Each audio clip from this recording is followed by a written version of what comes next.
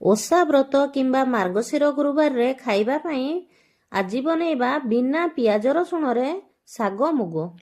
साग मुग पई मु एठारे नेइछि अध गिना भजा मुग डाली, खंडे कखारू, सारू, बाईगण आउ कोसला साग।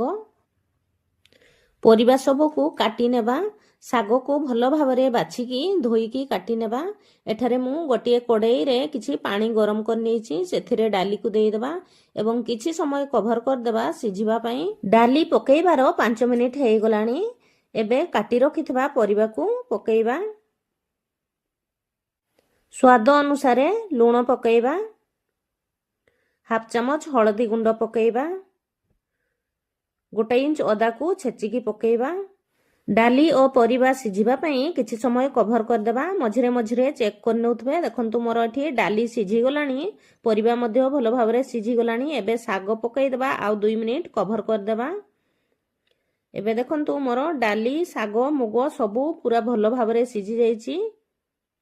एबे सेथिरे टिके छुंको देई देबा। सेथि पई मु गोटी एठी तड़का पैन गरम कर नीछि। सेथिरे रिफाइन तेल किंबा घिओ पकेइबा।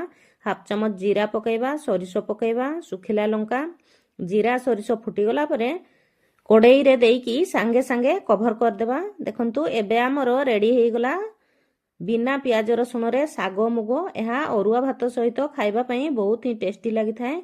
किछि बड़ी भजा पकेइबा आउ 1 मिनिट फुटिबा पई छाडी देबा। भिडियोटी जदि भल लगी थाए ताहले गोटे लाइक, शेयर एवं कमेंट करंतु। आउ जो माने मो चैनल रे नुआ अछंती प्लीज मो चैनल को सब्सक्राइब कर दियंतु। आपण माने को जगारू बा को शहररू को जिल्लारू वीडियो देखुछंती प्लीज कमेंट करी जणाइबे। जानिले मु बहुत खुशी हेबी।